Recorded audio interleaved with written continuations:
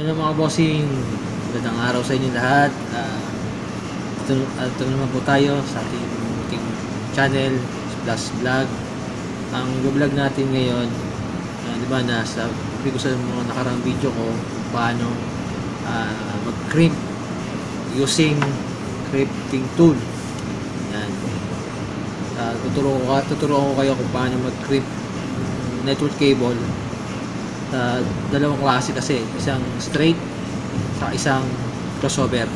Masabi ko sa inyo, madalas ginagamit yung straight. Ang gagamitin natin ngayong mga gamit para mag-clip ng network cable, syempre ang clipping tool.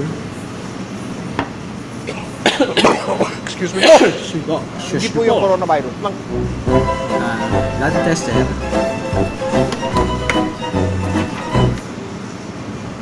network cable, cat 5 lang to, luma na siya kasi bagong ito, cat 6, cat ganun, cat 5e. At syempre hindi mawawala ang RJ45. yan, RJ45 tawag dito mga guys. Makikita nyo sa taas, malinis ko sa saan yung example lang, straight crossover. Yun, tutulungan ko sa inyo kung paano mag clip ng network cable. Ito na guys ang kable. Siyempre dulo nyan wala pa. Ayan, ito nyo, dalawa. Unahin mo natin yung dulo.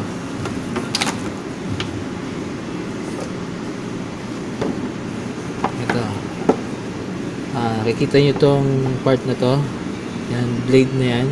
Diyan mo i-kakat yung babalatan para lumabas yung mga maliliit na colored cable nitong network cable natin. Siyempre gagawin ito ng ano yan, ikot-ikot, tapos ila.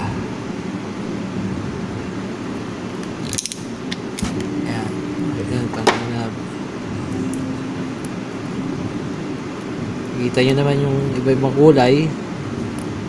Ang gagawin muna pala natin is yung straight na talagang common na ginagamit. Yung crossover ano ko lang sa picture, ito na lang muna natin yung straight kasi madalas na ito ginagamit eh.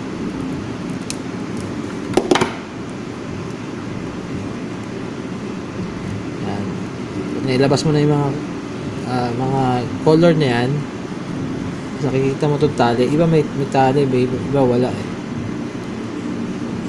Yan yung ihilahin mo para magkaroon ng, pwede man siyang hindi mo na yun kasi minsan hindi gumagana yun.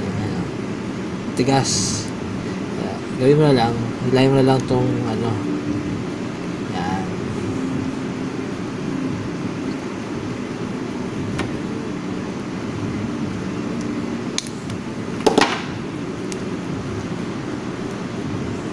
Basta mailabas mo lang ng malaki yung mga yeah. Okay, tap na natin. Yan. Ang pag-aasalansan yan mga bossing, siyempre bago mo na isalansan, straight mo muna yung mga kasi pa siya eh.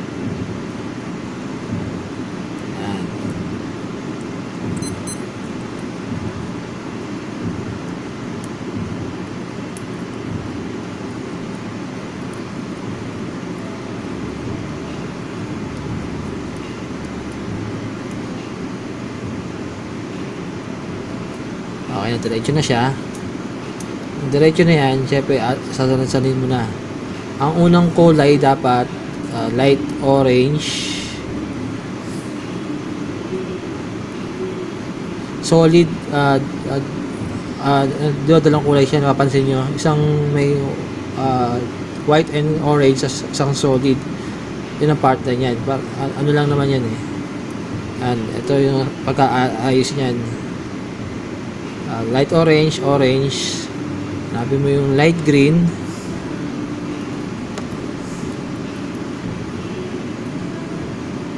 Light green. Ang pinagbago lang nito sa gitna lang, yung ang magiging partner ng light green, yung light blue. Pasensya na, di ko na nakita na ano yung ano, saan napunta yung kamay ko. Tapos light blue at light green. Yan ang pinagkaano ng dalawa. Pero yung ibang kulay, gaya nito light brown and solid brown, magkadikit sa yung orange. Ito lang dalawa sa gitna. Siyempre, pagka ano yun mo, straight mo siya ulit. I-check mo kung tama yung ano, sa lansan niya. Orange, light orange, orange, green, light green, white, green, blue, solid, tapos ganyan. Ito yun na. Tapos putulin nyo siya. Dapat guys, mga bossing, dapat maliit lang para pagpasok ng RJ45 silyado yung ilalim. Kasi pag nakalabas to, tendency niyan, syempre baka di rin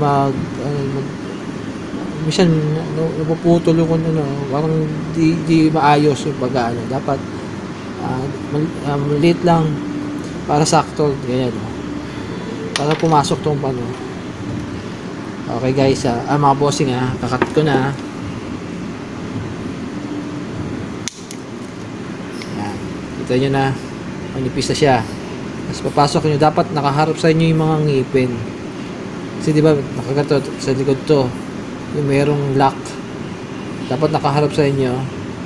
Pasok nyo.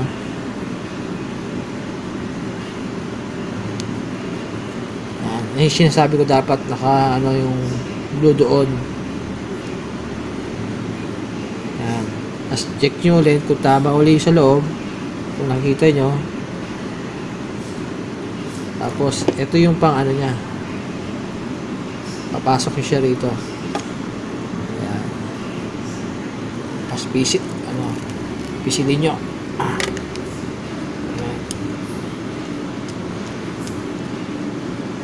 Okay. Ano na siya. Next, yung dulo naman. Ganun din ang procedure.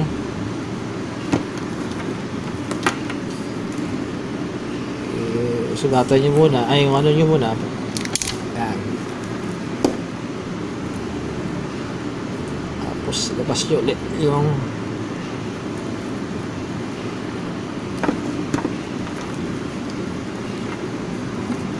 dapat medyo mahaba ng konti kasi saka may mga part na natamaan tayo. Dapat, hindi siya may sugat.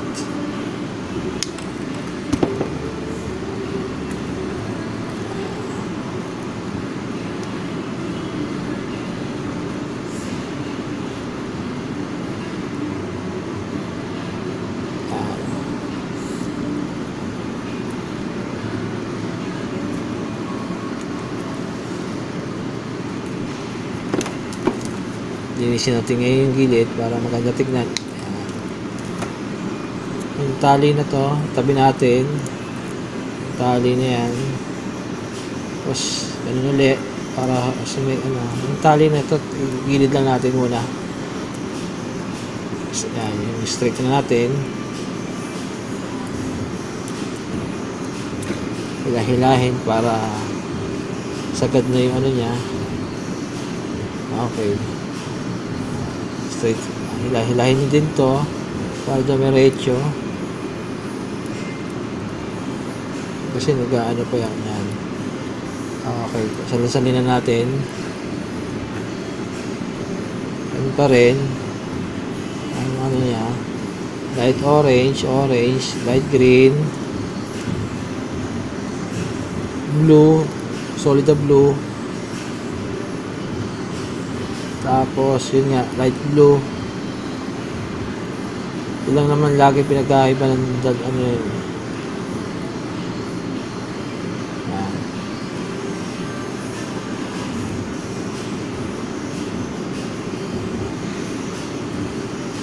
Nakita nyo na tama. Check nyo uli. Kung tama yung sa lansa niya. Light orange, light green, solid blue, solid cream. Okay. Tapos cut natin.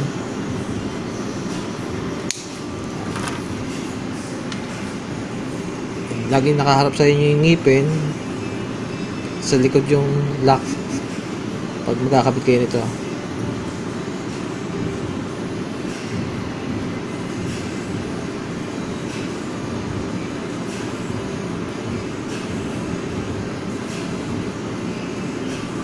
Kasi yun, parang hindi siya pumasok doon. Parang nakaano na itong ano.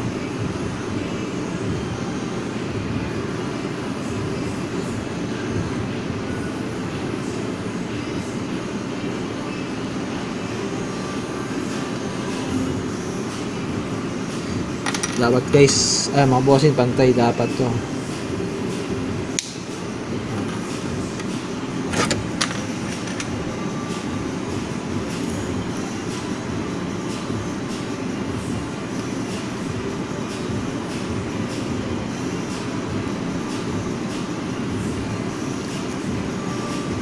Kita nyo, nakapasok na hanggang doon sa taas lahat. Yan, kita nyo.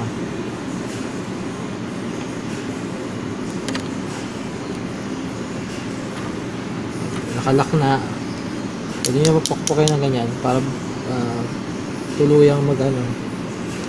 Lock nyo. Yeah.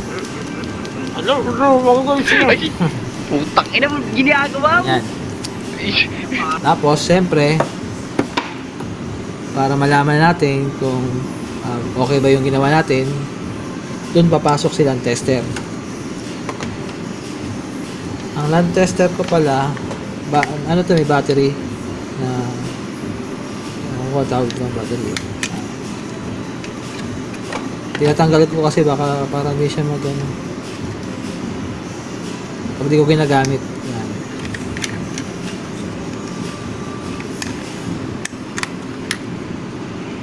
On natin. Yan. Pag ganyan ang indicator, naka-auto yan. May, manual. Pero madalas, yan. Napansin nyo, dalawa yan. Siyempre, doon natin to testing.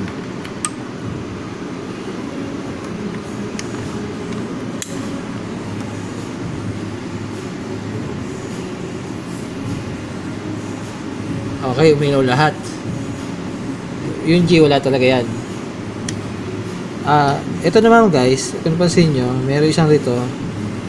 Ito naman kasi, kung malayo yung testingan nyo, or meron kang ano, iti-test dahil baka may sira na yung ano, sa dulo. Ito yun naman sa dulo. Pero din naman yan, iilaw.